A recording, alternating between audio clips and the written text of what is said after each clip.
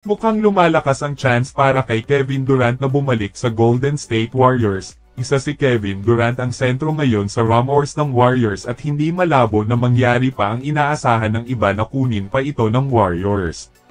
Aminado na ang Golden State Warriors ngayon ay kukuha pa ng isang player na handang makipagsabayan kay Stephen Curry. At mismong si Draymond Green hindi rin pinalusot ang rumors kay Kevin Durant. Merong sinabi si Draymond Green patungkol kay Kevin Durant at dahil dito mas lalong napag-usapan si KD, at nabuhayan muli ang akala ng karamihan na maulit na mapupunta si Kevin Durant sa Golden State Warriors. Maging malakas nito ang Warriors dahil kamakailan lang kinuha ang superstar ng Miami Heat na si Jimmy Butler, at mukhang malakas na Big Three pa ang hinahangad ng Warriors. Madaming asset ang magagamit ng Golden State Warriors kung gugustuhin nila na kumuha pa ng isang superstar na manlalaro. Maaaring gamitin nila itong si Jonathan Kuminga at Brandon Podziemski, pero bukod kay Kevin Durant mainit din para sa Warriors itong si Giannis Antetokounmpo. Napabalita din kasi na malapit nang aalis si Giannis Antetokounmpo sa Milwaukee Bucks, at madaming koponan ang nag-uunahan dito, pero hindi rin nagpapahuli ang Warriors dito at tinitingnan na ang maaaring mabuo sa kanila. Pero kung kayo ang tatanungin sino ang dapat kunin ng Golden State Warriors kapag nagkataon si Kevin Durant ba o si Giannis Antetokounmpo? Matapos matalo sa Game 1, ang OKC ay gumanti agad ito sa Game 2 at hindi na pumayag pa na manakawan ulit sila ng panalo. Tinalo nila ang Indiana Pacers kahapon sa final score na 123-107, at ang laban sa Game 2 ay agad naman na napag-usapan dahil parehong senaryo lang ang kinalalabasan na hinawakan pa rin ng OKC Thunder ang kalamangan sa laban, pero ang pinagkaiba lang ay hindi na ito pumayag na matalo ulit.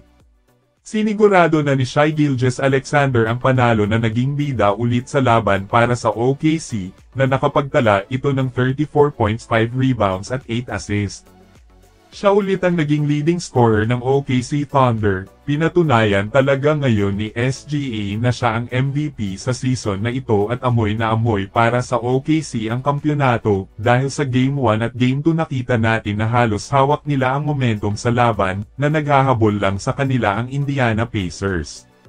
Kakaiba talaga ngayon ang lakas ni Shai Gilgeous-Alexander para sa OKC Thunder. Patuloy niya itong pinangunahan sa lahat ng panalo, at kasabay nito ang kanyang sarili na dinadala niya sa antas ng mga legend na record. Sa kanyang dalawang laro sa Game 1 at Game 2 nakapagtala ito ng 72 points, 10 rebounds at 11 assists. At dahil dito napantayan niya na ang isang NBA legend na si Wilt Chamberlain bilang tanging manlalaro na nakapagtala ng 30 points o higit sa 9 na consecutive home playoff game.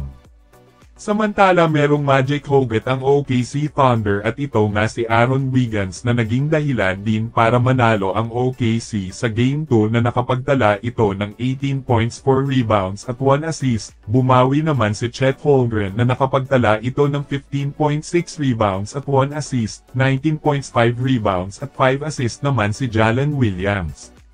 At si Alex Caruso ay isang alas din ng OKC Thunder dahil sa kanyang depensa at opensa na binabaon sa bawat laban. Nakapagtala ito sa Game 2 ng 20 points, 3 rebounds at 1 assist.